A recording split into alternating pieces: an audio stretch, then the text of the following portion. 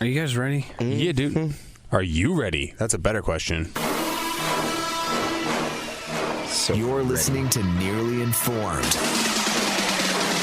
What's up? My name is Brad, and this is Nearly Informed. And why is my microphone so loud? Why do you sound like you work at NPR right now?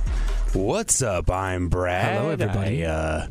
This is Nearly Informed. Shaved head Brad is so mellow. You're listening to Nearly Informed Public Radio. Jeez. My name is Brad. We got a fun show today, Brad. Take it up a notch, All Mr. right, cool, Sleepyhead.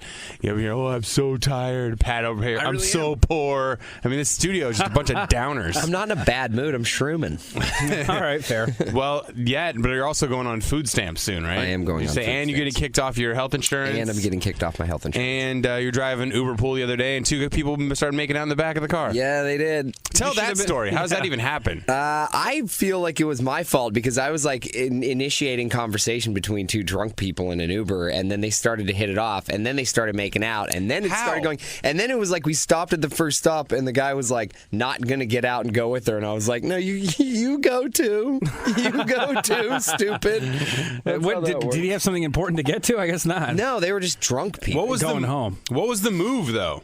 Like his move? Yeah, like how did that even... I know you like facilitated They were like laughing and giggling, and I was like, oh yeah, you guys are single, like cool, like hey, this works out. And then I told him about I met a girl once in an Uber, and then you made out with her. You went home with her. But not in the car. No, but you went home like with the girl. Grown-ups, right? we waited until we were in the confines of our own home. But how did that go, too? Like, how do you make that transition? I'm just so mystified by... in that one, the Uber driver was facilitating it, too. I think you're sitting up there by yourself just like, I'm going to get 5 stars for this one. Yeah, can you look up and see what you got? And also, do you get a tip? Did you get a tip from them? I think she got the tip. Oh, set him up for it. I think we had a fun show today, man. We got a fun show. We're going to talk about hypocrisy in media. Also fake news, and amongst other things that we'll stumble across. I have some things written down on my phone. Now my phone is shut, or it's like now it's shut down. It's dead. Yeah, whatever. I arguably had probably the rudest thing ever told to my face. Or just weird. I don't know how to feel about this. We were at my girlfriend and I yesterday. We walked to this little brunch place, this Mexican joint, Guaco Joe's. That sounds like an Atlanta Mexican place. It is. It's Southern Mexican. Yeah. It's like the whitest. I'll have the hamburger tacos and a pizza quesadilla. Some guacamole with some tortillas, please. And a side of barbecue. Yes, thank you. Ranch. No, ranch comes with everything in this house. Yeah. So I'm sitting there, and this dude is like this guy who works at the restaurant, he comes out and he's like, hey, cool Mobb Deep shirt. And I'm like, oh, yeah, like the rappers. I'm like, oh, yeah, cool, yeah. Like, no one ever notices or knows what Mobb Deep is. And he's like, yeah, cool, I love Mobb Deep. Then he walks around and he goes like, hey, buddy, you got some serious plumber's crack going right now. And I was like, what? And I was just wearing joggers, but they were, my ass was out. And I was like, what the hell are you doing right now? Like, that's so weird, such a weird thing to say. What if I can't help it? What if I just have a big old fat ass? Don't understand how people can't tell when their ass is out. Like, if my ass crack is out, it feels a breeze. I don't know. There was no breeze. My buddy Dan his dad is a plumber, though, so it might be genetic crack problems. But he does it all the time where we'll be like, Dan, pull your pants up. But you're also ass is hanging You're also out. skinny as all crap. So it's like your comments on this are like a little. I'm going to take them with a grain of salt because you're built like Brad Doesn't take Pitt. a lot to cover up my ass. A napkin can cover my ass. 80 degrees and no breeze is a perfect formula for having your crack out and not shirt knowing comes up, Sure. I don't even know if I was wearing underwear. I think I was just wearing sweatpants because it was just we were just out for a nice stroll. My point is this: the plumber crack situation or not.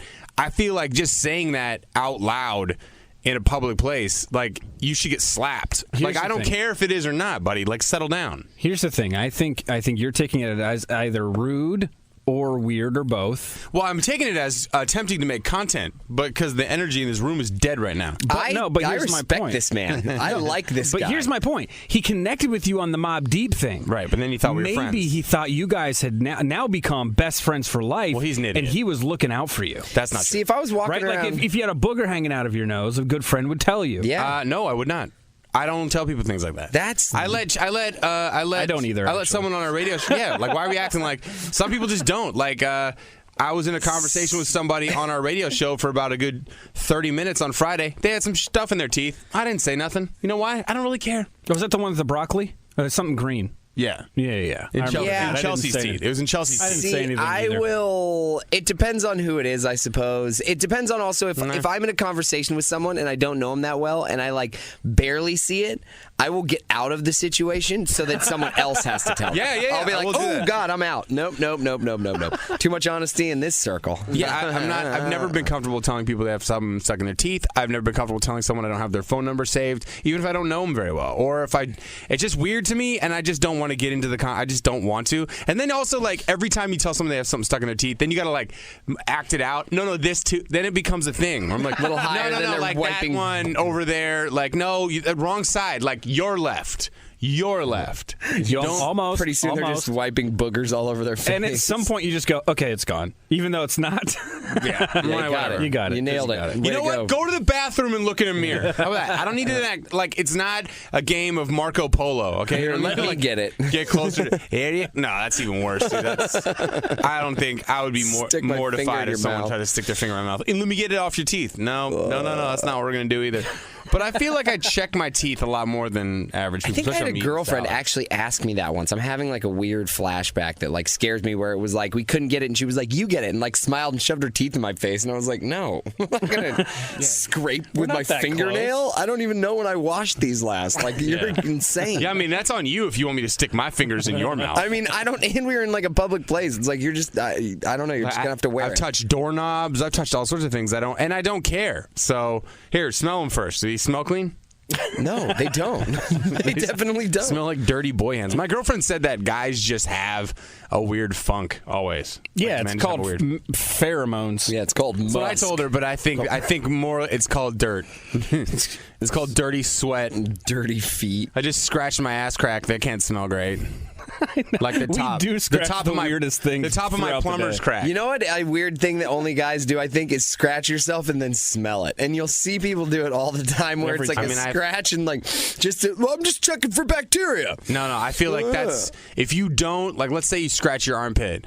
If you don't check the smell, like you're not doing the right thing for society. It's like checking the dipstick on your car, like oil wise. Like you don't just guess if your car is oil. You're like, let me check this. I'm like, oh my god, that smells unclean. Yeah, until they come up with heads-up displays with how you smell. That's what you got to do. Where do you guys stand on the smell test? Because I'm having a really tough time with the smell test. Like if what, there's of something what? in your fridge and you think it might be rotten, or like you maybe the sock is dirty. Laundry. And Laundry so you smell smell test. it. I do it all the time. Why do we do that? Here's what I do. Just I want to know if it's clean. You know what we should do? I want to come up with something that's like keychain size that you wave over things and it tells you if it stinks. So you don't have to shove it in your face. Nah, Like a waft chain? Yeah, wafting. Like, No, oh yeah, it's dirty, throw it away. I disagree. I think that there are. Why do we do that? There's a It's so certain gross. couple of pairs of pants that I really love, and other pants I like, but I don't love them, right? And so sometimes I'll be like, man, I really want to wear the pants I love, so I'll pick them up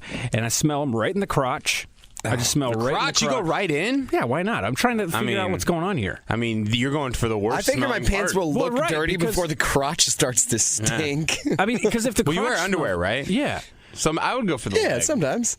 Go for the leg. What are you Like going to that. smell Like, at the 'cause your leg? Sweat. Because your underwear doesn't go all the way down.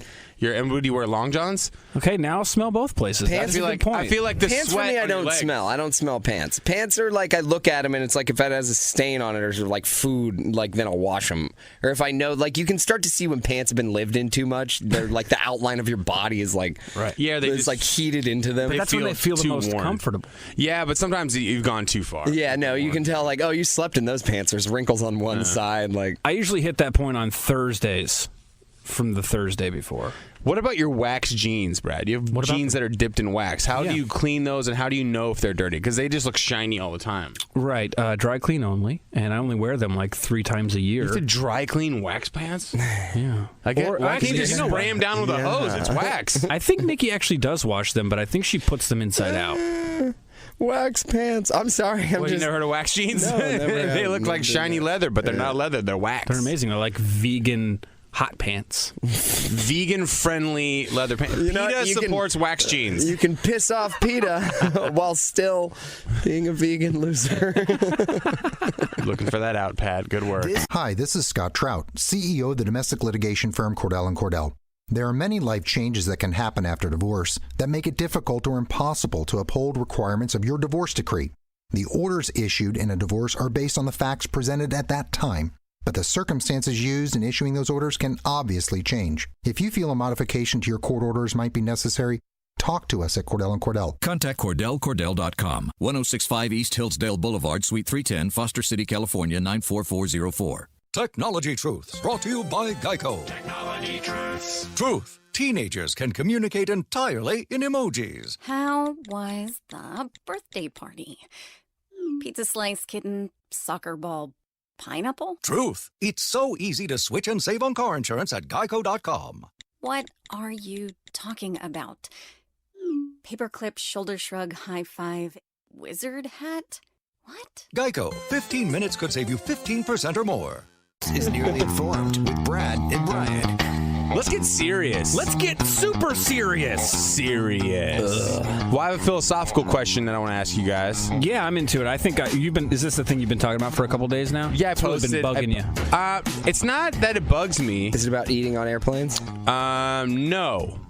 No, but you know what I did the other day? I did the right thing. I was getting on an airplane, and I went to the Delta Lounge, and I stole a bunch of snacks, which, by the way, that's what I do every time. I load up on snacks in my bag. And I grabbed cheese that I didn't know had an odor. And when I opened the cup on the plane, I could tell it had a discernible odor. And you know what I did? I put that cheese back in my backpack. I will not subject people to cheese that they're not a part of. Oh. Because I'm a good person. Practice what you preach. I respect it. I mean, you have to, right? Like, I can't bring some crazy soups on the plane and stuff. You got to eat the... Last thing you need is someone snapping a picture of you doing something like that on a plane after you went all zealot on those people. Zealot? No, I'm just keeping it real, dude. The guy with the onion burger is... onion burger's that guy needs to be slapped in the face. That guy, if... I'm not even kidding. If we were in an exit row, I would have shoved his ass out. In the middle of the air. I would have been tempted to grab the burger out of his hand and eat it, just because I would have been like, it already stinks in here, you guys, and this looks For some reason, I almost reached over and grabbed a fry off his plate. Like, I don't know why. I've gotten so comfortable. This is a bad habit, but my girlfriend and I, we don't really ever order our own food because we have a little bit of a loophole where we can just we'll just split everything, right? You try and use that loophole with me all the time, and it's infuriating. Yeah, no, but it's because I'll just pick on something. It's like, bad habit. But I'm going to get soup. You can't pick on It's a bad habit. It's a bad habit that I do, and I'll just reach over and grab food because that's how we roll. And I realize I've gotten so comfortable with that habit that I almost grabbed a fry off his plate. It's funny, every time my wife and I eat, she offers me whatever she's eating, and I will always be, no, I ordered what I want because this is what I want. Yeah, I don't want that. Brad, it's a genius move because here's the thing. I'll eat them both. If she offers up her food, even if you say no, it's kind of given her some like sort of de facto permission to then grab food off your plate. Even though normal marriage, but in my marriage, I ordered what I want. I'm going to eat all of it. You order what you want. You eat all of it. Sounds like an abnormal. Finish your plate, Nicky. Eat your food. Get your hands out of my food. So yeah, the thing I want to talk about, because I do think that in light of Leaving Neverland, I think we did this there as well. And then I think with this latest awful shooting tragedy in New Zealand, I think the media has done the same thing to a certain extent. Now I think that we have a tendency. Let's start with like Leaving Neverland, and then we'll get into it. We got plenty of time. Sounds like a bright, shiny break.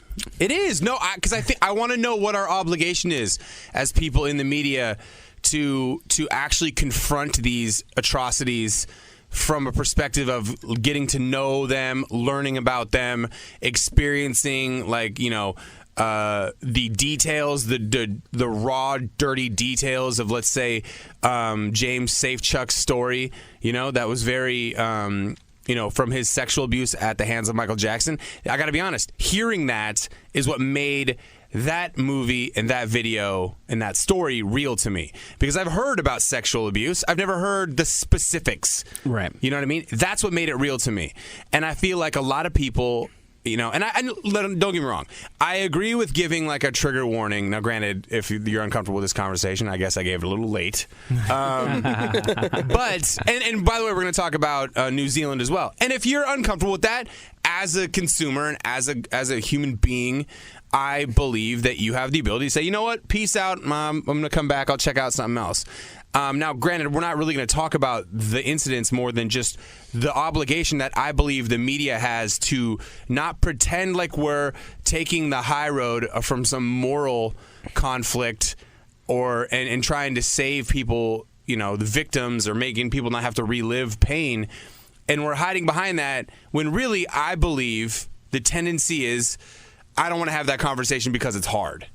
You know what I mean? Yeah, I think there's, the media coverage of these types of things, whether it's Finding Neverland or the R. Kelly thing or the New Zealand thing. I think your anger is kind of split in two spaces, right? There's the broadcast version of and coverage. I wouldn't say anger, my frustration. Frustration, sure. So there's the broadcast side of coverage, and then there's the internet side of coverage. And I think that on the broadcast side of coverage, what you're running into, and it's frustrating for me too, is there are a lot of rules about what you can and cannot show, right? I don't know if there are. There are. The FCC specifically for us, and I think it might be the FCC for TV too. But what rules would be violated by, let's say, airing audio from the Las Vegas shooting or the tragic, they're all tragic. But New Zealand too. But airing that audio just to like make it real for people. Now, granted, giving them the option to say, "I'm checking out of this break." Yeah, I'm speaking more in the video space. Like CNN can't air someone getting shot in the head, right? I don't know if I believe that. That's why they don't show it on their television shows. When they show stuff like that, they like blur it out. It's got to be blurred. That's fine. Blurring things out, I get it. I mean, okay, maybe the Are you saying you want them to show the videos, or? Yeah, I actually do. Well, because there's the two-prong. There's the other side of the argument. There is that once you start to show that, it shows these people that they have a huge platform. Like now you're kind of incentivizing other people to do something similar. That's where I believe. There's this inherent assumption that not showing those things is preventing copycats, right? But that's just an assumption. We don't have like a statistical basis of knowledge saying to show that by showing that we're creating more, right? Now we hide behind it saying we're not going to give them their 15 minutes of fame. We don't want their name out there. We don't want this. We don't want that. My question is shielding people from the brutal reality of what it is to be in the middle of a massacre like that, right? To show people how just devastating and crazy, chaotic, and painful it is, are we doing a disservice by not showing people how raw and how crazy those are? Because how slow are we to change things in this country, right? Let me finish. We are slow to change gun policies. We're slow to change security policy. We're slow to do all these things because I think it's easy for us to compartmentalize and say, that's over there. Those crazy people, we missed the signs, we missed this. I don't want to talk about, anything that limits my rights, to maybe fix this situation, or do we need bump stocks or do we not? But then when you see that, like, you'll never forget the first time you saw some video that changed your life, like 9/11. 9/11, when I saw the videos of people actually jumping out of the towers, I was like, good God, like, wow. Okay, but what I wonder is if it was a video of someone in the mosque who was making a video and showing it like, oh my God, this is the terror I'm going through. I think there's a difference between that and this guy live streaming his act of atrocity. How is it really any different than what we're all like? Oh, we don't want kids to put this guy on a pedestal and become the next version of this person, right? Right. But how is it any different than Call of Duty or anything like that? Well, that's right. Make-believe. And so, but right. So my point being that perspective is accepted. So to show them the real version of this to Brian's point, it might be something that can deter. Like, oh my gosh, that's actually that's disgusting. What it is. Oh my God, that's what it is. My point is that I think two things. One, I think there are some people who are just flat out afraid to have the conversation about evils and atrocities that happen, right? That exist. And I think that it's a very easy stance to take to say, we're not going to glorify this. We're not we're not going to talk about it, and it's because we want to respect the people who went through it, and and them and their families. When really, I don't believe everyone always thinks that. I believe it's an easy stance to take. I kind of think that maybe for them, they're just not confronting it because they don't want to. If that makes any sense. Right? I'm not watching it. No, but that's my point is, and we'll go. Let's talk about this in the next segment because I don't believe that Facebook should be playing Big Brother and removing videos. I believe they should put up some safeguards to make sure they're not the wrong people see it, kids and whatnot. But I believe that if you want to make that real for yourself, to have an impact and to have some change, then I believe you should be able to do it. All right, we'll talk about it next. I'm Scott Trout, CEO of the domestic litigation firm Cordell & Cordell. We help men deal with the life changes triggered by divorce, such as child custody and property division, among many others. But life changes also occur after divorce. These changes can make parts of your existing court order irrelevant or harder to follow. If you feel a modification to your court orders might be necessary, talk to us at Cordell & Cordell. We're a partner men can count on. Contact CordellCordell.com, 1065 East Hillsdale Boulevard, Suite 310, Foster City, California, 94404. Let's consider the secret life of the innermost nesting doll. Living most of her life in the dark, inside the other nesting dolls, she has plenty of time to think, if she could. Sadly, she has no brain. However, when an innermost nesting doll hears that Geico not only saves people money, but also has been providing great service for over 75 years, she thinks it's obvious you should switch. Because yes, switching to Geico is a no-brainer. Pity the innermost nesting doll and her lot in life. Find Nearly Informed on Instagram and Twitter at Nearly Informed. Right now we're talking about the way media covers things like the New Zealand massacre or 9/11, for example, or any of the gun violence, the gun violence and actual violence. And so Brian's stance, let me see if I got this right, okay? Your stance is that we should, in fact, show these videos to people so they can understand what it truly means for these things to happen. Showing them the video, it sounds like I'm forcing everyone to watch it. No. What I'm saying is that if you choose to, it's there. Facebook went, and I'm only saying this because we have this inherent assumption that not showing them prevents anything. Right. When I don't know if I believe that. I don't know if shielding people from just what these folks went through, who passed away, who survived, I don't believe that preventing actually knowing what that fear looks and feels like does anything other than just let us build up a wall saying that happens over there, doesn't happen here, right? Because I think that we experience things as human beings naturally more in the first person than we do any other way, right? So for me, it's like, I don't believe. Like, listen, if you're a news organization like CNN, and you have a wide variety of people watching, then you're either going to show some of it, whatever you can, to help put people in the position of understanding what actually happened. But you also blur, and listen, give everyone the warning. And if you want to check out, you're more than welcome to. That is your right as a human being, I believe. But I also believe that when it comes to like Facebook and YouTube and all these social media platforms, like, we're going to take all this down. We don't want to glorify anything. We're going to remove that decision from your hands. I don't know if I'm on board with that, and I don't know if it's helping. Yeah, I think the easy answer to these situations has always been, we're not going to glorify this by, giving it any time and space, right? Now we're going to celebrate the victims, that kind of thing. And I think that used to be like a bold move. Mm-hmm. And now it's just it feels a bit like a cop-out. Well, but I will say, that it is completely within the rights of these private businesses to do whatever the hell they want. But I agree with you in the bigger picture. Like Facebook wants to make money. And if they're going to lose a ton of money by allowing the video to stay, if I'm the owner of Facebook, I'm taking it down. Well, I would appreciate it if they just say that. But, totally, yeah. There needs to be more honesty about it. What scares me about the whole thing, and this is just, kind of like, I don't necessarily have I have opinions about gun laws, but they're really crazy left. It's like no one should have any guns at all. Period.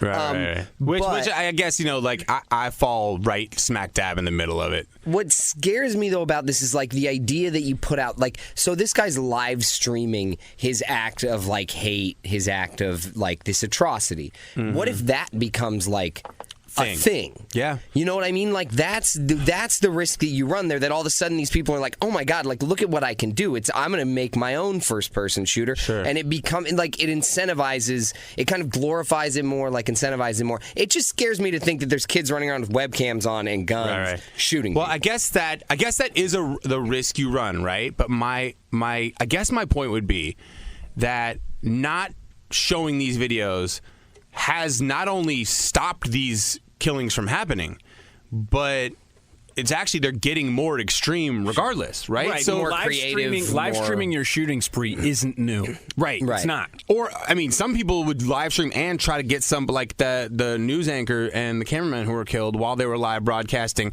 on television, and the guy was broadcasting, posting. So you're right. The social media aspect of it is not new. I guess my conflict comes with this. I want to be responsible when it comes to media analysis. And, I'm here for the jokes, I'm here for the shenanigans, but also I think that these conversations need to be had in terms of what is helping? Is it helping for you to watch a little bit of the video? I'm not saying watch the whole thing like a psycho. But to see how dangerous these guns are, these weapons. Look at this. I watched about 2 minutes of the New Zealand video of him going in and shooting people. But the first instinct I had was, this looks unreal. This looks not real. Then the second one I had was, oh my God, these people cannot get out. They're stuck. They initially don't know what's happening. People are laying on the ground.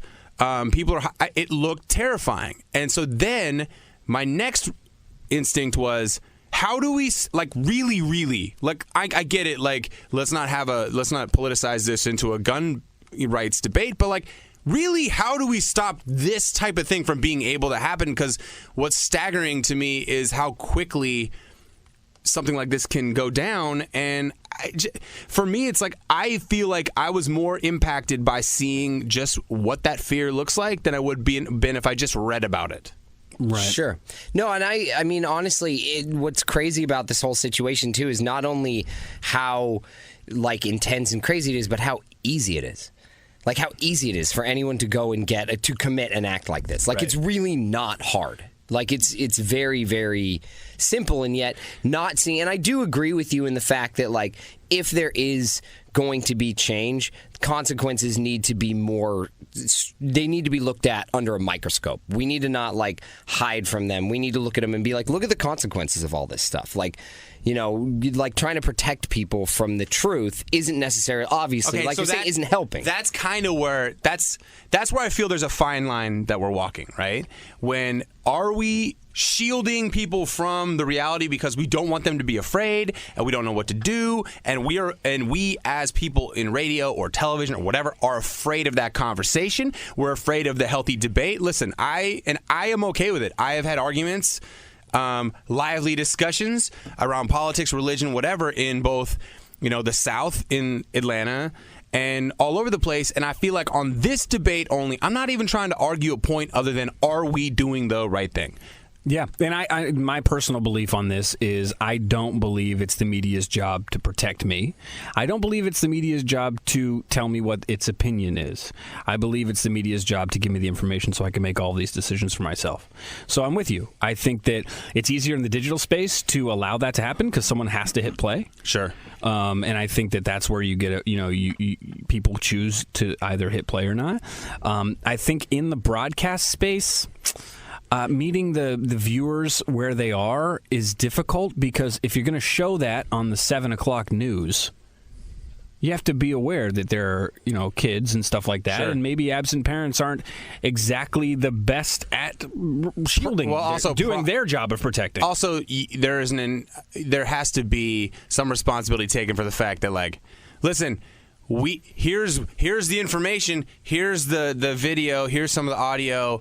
Now we're just going to cross our fingers and hope that you have a responsible conversation about this after the fact. So I guess, like, I do agree that there needs to be, in terms of responsibility, the people need to take liberties in saying, hey, this is for grown-ups to show you. So I guess the broadcast thing would be out. The clips that I saw that were running in New Zealand were clips of the beginning where the guy was like getting guns out of the car, walking up to the mosque. So then you just see, oh my God, how easy that was. But then now I feel like that's just kind of sensationalizing how easy it is. Yeah, I would rather you show the aftermath than that. Right, Do you just know what I mean? show how insane this whole thing is.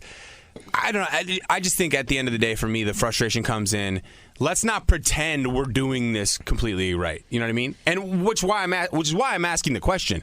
Because if you showed me data, I'm a data-driven individual, that said, if you showed me data, well, I am. Like, if you show me data saying... I hope so. No, but not people are. Yeah. Not everybody is. Not flat earthers. Yeah, I'm telling you. People who believe in certain rights when it comes to firearms. It doesn't matter how many statistics they show you because they're going to say what they think in terms of how to stop something like this. What I'm saying is if you showed me data saying, hey, if we just pretend the guy doesn't exist, we never say his name, we don't put any of this, we just focus on the people who tragically lost their lives, this prevents X amount of incidents and prevents those from happening, I'm like, all right, on board, let's do it. But currently, I can't figure out.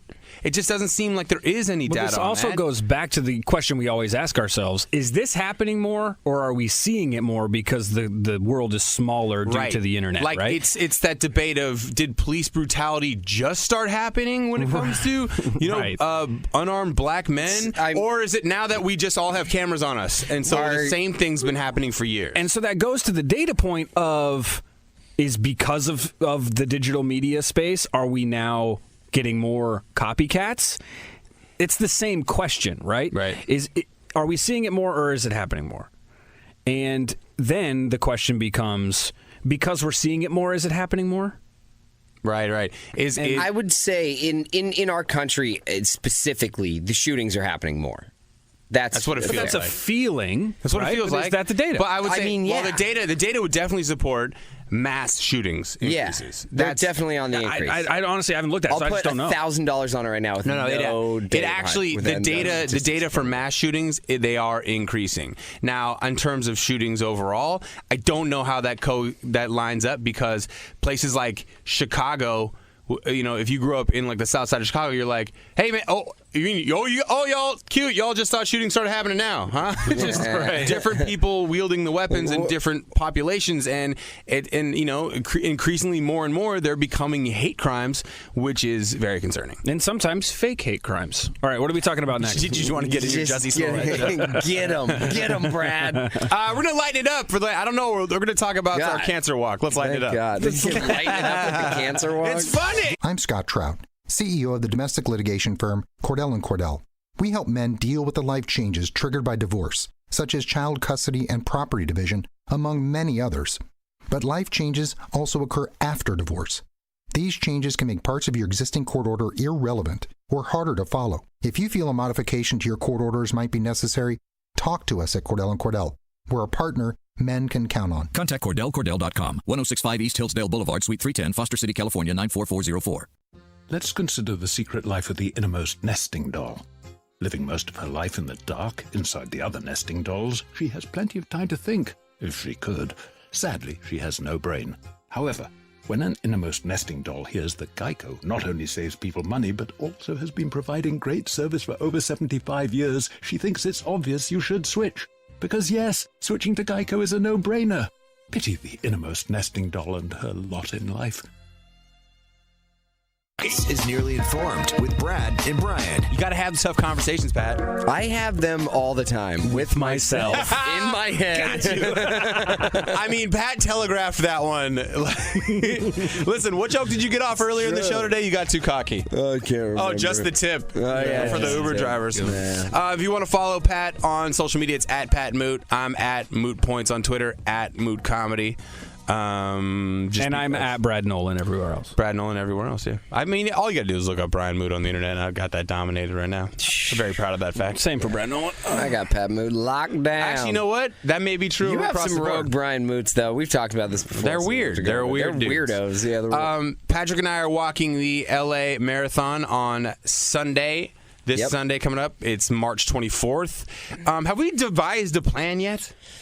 Like me and you. Yeah. Because we're only walking half of it. Because We're only walking half. Your doctor's a walk blocker. Yeah, he's a walk. Oh, Brian just I might called back walk it to with his you. own joke. It's a good ass joke, man. Can I walk it with you without a number? I mean, you work for the radio station, so I'm sure if you hit up Adriana. I think anyone can just start. Here's the thing about races. I just need some alone time. Okay, you're to just think. saying that because we did this at the OC marathon last year. No. We just jumped in. Hold on, numbers. Hold on. It's a public area. Like, it's a road. You can't stop me from walking on a road. Now, they can ask me to.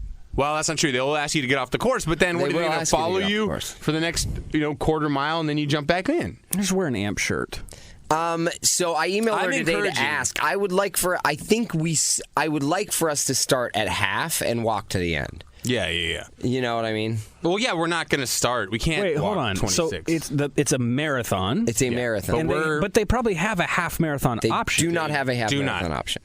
They do for charity. Yeah, they do for charity. There's like my doctor told me. You're right. I'm wrong. Yeah. Thanks for your 2 cents, Brad. But we've been doing this for like a few months now. We've got it all figured out. That's funny. Brad's like, I mean, that's got to be wrong. No, what it's about not. a 5K? Well, it looks like it's right. Well, that's all I got. I wish we could solve like gun violence and stuff by that too. Man, that's got to be wrong. Oh, it's not? Well, okay. Look at that. All right. Look at me. Build the wall. All right. So we're gonna walk 13.1. So we got to start halfway, and I think the reason they don't have a half marathon on this one is because usually when you have a half marathon built into your course, you have the marathon and the half marathon both run the same first 6 miles and the same last 6 miles, right? And then in the middle of it, the marathon folks do like a loop that you don't go on, but they want everyone to be able to go across the finish line at the same spot. They don't have two finish lines. And this LA marathon just goes from Dodger Stadium basically to Santa Monica. It's so funny. It's not a loop. It's not a loop. No. Straight shot. And you want to know what's hilarious about it? Is like this is the one city known best for bad traffic, and that is the dumbest marathon. Like, dude, let's cut the city in half. They get it out of the way. Stop traffic. No, they get it out of the way early, though. So lame. If you've ever been stuck on one side of the LA marathon, I'm going to be walking by just like giving people like two things. Power fist. One, power fist. Yeah, like stay strong in there. It's gonna take you 4 hours to get around this thing. One, that sounded like a sex move, but two, if you put any sort of like racial connotation on that, it becomes wildly. It's not. It's just a it's a power fist. It's like the emoji of a fist. It's a yellow fist. You're telling me south side to north side is not racial? I have no idea. He's really concerned. It's got too deep. Oh, God. I'm getting nervous. Let's go back to the gun violence. Two things. One, how early are we talking about on Sunday? They start the thing at like 6. Yeah, like they want people lining up down there at like 4:30, and the reason they do it like that, well, clearly because they got to get people out and done before traffic. So the first half of the marathon, this is how early it is. I used to live on the route. I mean, I still kind of do now, but I used to live on the route. Down Sunset Boulevard, and I remember waking up and they'd be like, "Oh, marathon's today," and I walk out there and I'd be like, "Where is it?" Like, "It's gone, dude." Like, they already ran by. I'm, really? It's 10 a.m. Oh, yeah. Okay, so that's pretty early. Probably won't be there. Two, the traffic is not a problem. You can always just fly. Shut up, Brad. Yeah, of course. Stupid. You can always fly, except we never do, Brad. It's a stupid pilot's thing to say. Let's go fly. Let's go fly, dude. Yeah. Who cares? Just hop in one of those Boeing planes. I'm not kidding. We can go anytime. We can go right now. One of the Max Super 8s. Yeah. So we're going to start about halfway, which I believe is somewhere in the Hollywood area. I think it's like East Deep Hollywood. West Hollywood. Deep West? Yeah. I guess we did walk all the way out to the water, and that was 12 miles. Yeah, so no Hollywood. Yeah, right around the neighborhood where we started, yeah. And I'm encouraging people, when they see us, to come walk with us. For however long you want. You jump on a bird scooter and ride back. We also have some, on our podcast, we made some promises. Oh, that's right. So this week, I'm going to eat a buttered popcorn Jelly Belly. That's disgusting. It's the grossest thing in the world. I was supposed to eat a pickle, but I'm going to try to bail on that. No, you're definitely taking a bite. You just have to take a bite. Just we one also, bite of the pickle. if you donate $50 and you say what kind of walk you want, we'll dedicate a mile to you in your walk strategy on social media.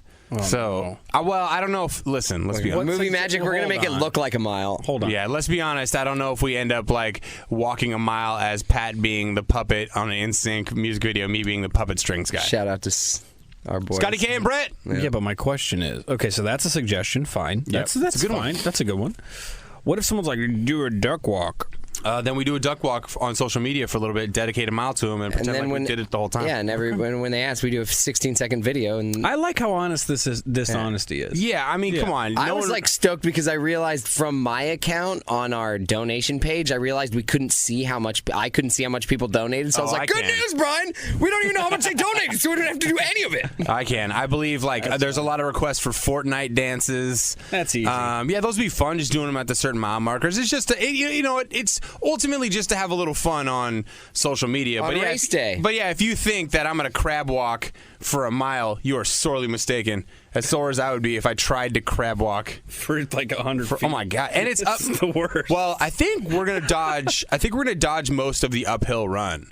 This is the LA Marathon. People don't really know this, but when you start at Dodger Stadium, it's all uphill. To West Hollywood, and then I think it noodles around. I think it noodles around downtown too, and then kind of meanders up towards. But it is if like downtown Hollywood is on There's a hill. hills. Yeah, no, but it's on a long, slow hill. Which, if you've ever run a marathon, I did, and any hill makes you want to punch someone in the face. Yeah, especially the long, slow ones, though.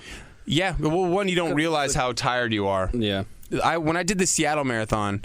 The Seattle Rock and Roll Marathon. At the end, the last 3 miles is all uphill because it's going up through downtown from like the stadiums, and it's going up like the viaduct. It's going up like First Avenue, all those hills. But then here's the kicker: right before the last little bit of the race, like the last 10th of a mile or whatever, it dipped down underneath Highway 99. And you had to run straight up a hill to get to, and the finish line was on an uphill. Like a slow uphill. Move. The one I didn't do a marathon in Seattle, but I did like a citywide scavenger hunt. But you can walk on that. No, you can walk, and you had to because you did it in teams. And let's be honest, there was a slower person on the team. Okay, but you start at the pier. Yeah.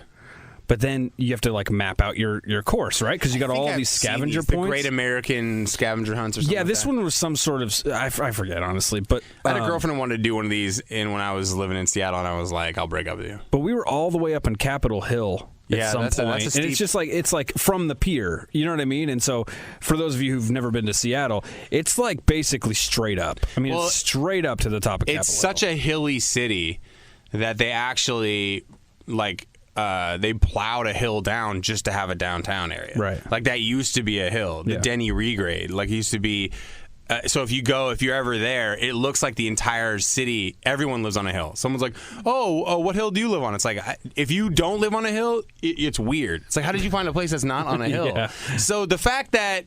Yeah, you're a homeless person in Pioneer Square. They were able to find a marathon course in Seattle that wasn't a super big hill the whole time. I guess I should stop bitching about it and be excited. But anyway, so Sunday, find us. Can people still donate? Yes, please. Okay. I think we're still a little short of our ultimate goal. Go to Patrick's page on Instagram. It's in his bio. It's link in my bio. What's it called? ACS determination. American Cancer Society Team Determination. I will also post a swipe up a few times on my Instagram stories. We're short. We're close. I will too if you guys get 900 more people to follow me. Oh yeah, Pat's being a real baby because he wants 10,000 people. Once I get the K, I can stop caring. That's all I want. I just want the K. Guys, help him. He had to beat cancer just to get 10,000 Instagram I don't have 10,000. Find Pat on Instagram. Yes, donate there. At Pat Moote. Tell your friends. Yeah, follow all of your friends. Follow me. I've had a rough week. He's going to get food stamps, everybody. This is Nearly Informed. If you like this show, find it on the radio.com app and subscribe.